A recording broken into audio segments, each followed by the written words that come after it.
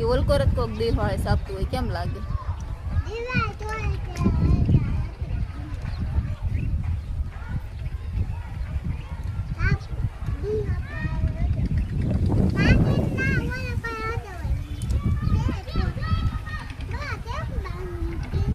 જય માતાજી મિત્રો, તો આપણે અત્યારે આવી ગયા છીએ ભાઈ ઘરે અને 7 વાગ્યા ને ભાઈ ધાબા માથે ચડ્યો અને ભાઈ જો આવો કાંક નજારો છે અને ભાઈ અમારા ગામનો જે ડુંગરો છે ને એ હળગ્યો છે. જો કેટલો હળગે છે, અહીંથી તમને દેખાતું હશે.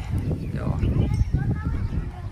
અહીંથી તે માંડી આ બધું હળગે છે ને એ શરૂઆતથી છે અને આ દર વર્ષે હળગે. ભાઈ કેવી રીતના હળગતો એ કંઈ ખબર નથી.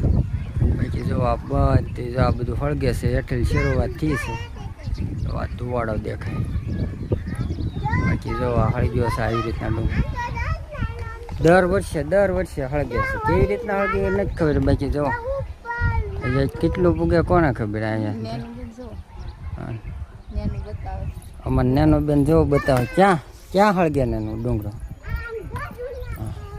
આમ હળગે છે. જો આ બધી જે આ દેખાય ધુવાડા, આ ધુવાડો દેખાય ને એ બધો હળગે. હેઠળ શરૂઆત થઈ છે અને અહીંયા ઠેઠ પૂગ્યું. જો એ બાકી આમાં કેટલા જનાવર જીવજંતુની મરી જાય. કા હાવજ ને દીપડા ને એવું બધું છે.